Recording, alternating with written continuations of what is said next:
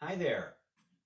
Thanks for sending in your questions. I have a few of them to answer, and we'll get right to it. Our first question is, what is the strongest thing we can say to people who believe that you can't lose your salvation? That's a really interesting question. I didn't actually show everything that was added with that question, but I can tell you in the video that the person who emailed me about this obviously was talking to someone who believes in Jesus. They just might have a different set of beliefs about Jesus. Maybe they go to a much different kind of church.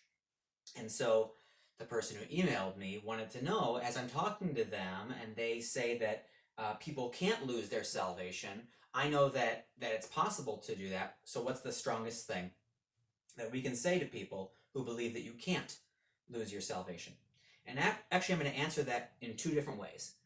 First, I'm going to say, what is the strongest thing that we can say? Because that's what the question is asking.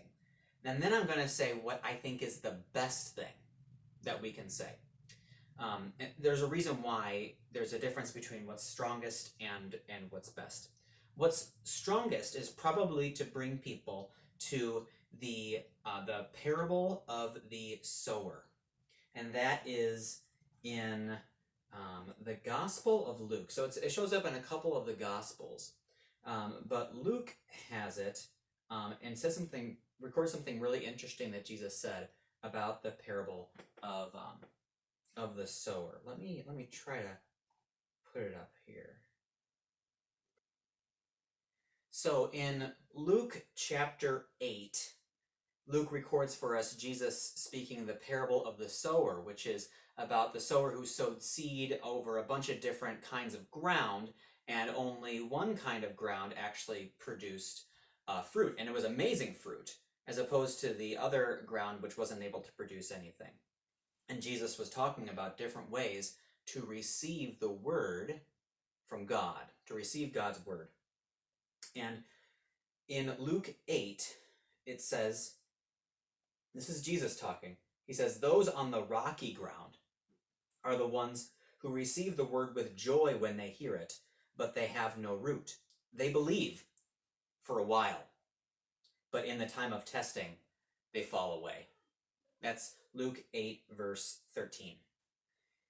And so what Jesus is saying there is that it's possible to believe only for a while, and then to lose your faith. What a warning for us. And there are other warnings in the Bible about not losing your faith. If you think that you are standing firm, think again. Watch out. That's in 1 Corinthians 10. There's all sorts of warnings. What was really helpful for me, as I used to believe that you couldn't lose true salvation once you had it, was reading through the book of Hebrews and all the warnings in there. The big point of the letter to the Hebrews is, you guys have Jesus, but you could lose him by no longer holding on to him as things get tough. So don't lose your salvation is the big warning.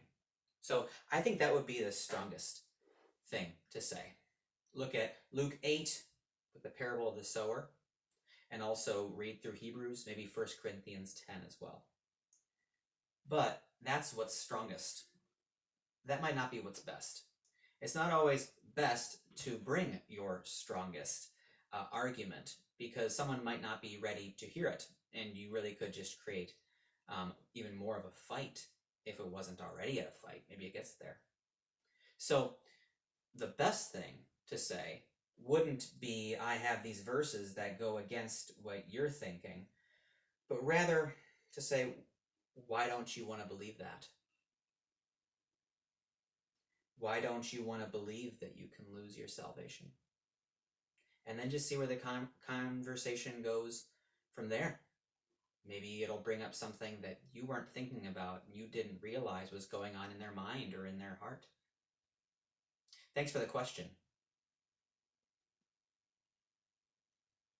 Our next question says, an issue some of us may struggle with is, what does God, who controls all things, want us to do for ourselves and others at this time with COVID-19 spreading through the world?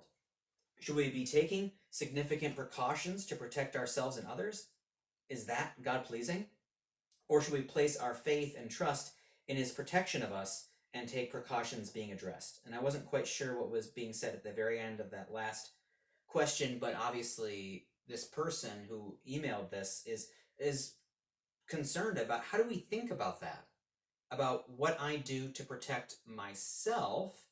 And that's a fifth commandment issue, of my own physical welfare, but also for other people who maybe could use my help, even if it requires me taking a risk with my own health. That's also a fifth commandment issue, to take care of others. So we're supposed to take care of ourselves and take care of others.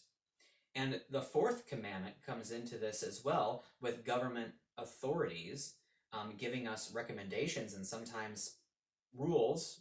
It's hard to know how strict these rules are about not leaving your house and going to help someone else and physically being present with them in some way. So how do we balance all that? It's important to remember the doctrine of vocation. Vocation, vocal cords, vocation, calling. It's your calling in life. And think about where God has placed you and the relationships that he has put you in. If there is someone who is counting on you in some way to come through for them, that would be good for you to help them. And it may even lead you to putting yourself at some risk for them. But maybe that is not your vocation. Think about what may be clear from God about the people you are responsible to. You're not responsible for anyone else. They make their own choices. But we are responsible to people. And so before this pandemic, were you responsible to them? Maybe you still are. Or maybe someone else is, and you just be getting in the way by helping. I really appreciated something that Jenna posted on Facebook, where she said that when our children were even younger, when Abe and Zeb were young, and we would be driving in the vehicle on the road, and there'd be a fire truck or an ambulance coming by with their sirens going, we would pull over. And it would actually distress the boys to have our routine of driving all of a sudden interrupted. And the boys were a bit worried about what was going on. And Jenna explained that actually we're just helping. We're helping by getting out of the way so that those other people can help. And right now, that's what we get to do. We get to help by staying out of the way, because there are qualified people to help, like healthcare workers. And so, as God has governed things, and in a way that we can understand as we look at our society, that God has made great systems of healthcare, let God work through them, those people that he has set up to be qualified for that work. That doesn't totally answer the question, but hopefully it gives you some biblical insights, because God has called you to help people, and those commandments help us to explore our callings. Our final question says, what is the Wells view or the Bible's message on cremation? Is it okay to be cremated, or is a traditional cemetery burial more in line with our beliefs? That's a good question, and I really appreciate how it was worded. What is the Wells view or the Bible's message? Wells is Wisconsin Evangelical Lutheran Synod. That's the name of our national church body, the fellowship that our church belongs to. And we are always striving to keep our view in line with the Bible's message. So hopefully those things will align. So what is the Bible's message on cremation? The Bible doesn't say. This is one of those unspoken matters where we have freedom through the gospel of forgiveness in Jesus, that we don't have to worry about doing this or that and thinking, is the other shoe going to drop? Am I going to get in trouble with God? Is this going to come back to bite me later on?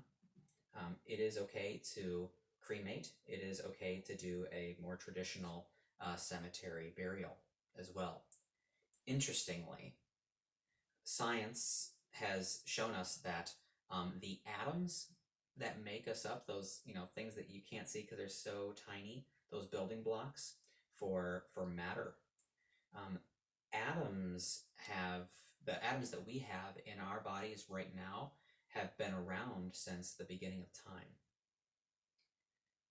They say that some of the atoms that were in Adam and Eve are in us as well, because there's just so many atoms that the likelihood is that you have some of Adam and Eve's atoms inside you. Think about that.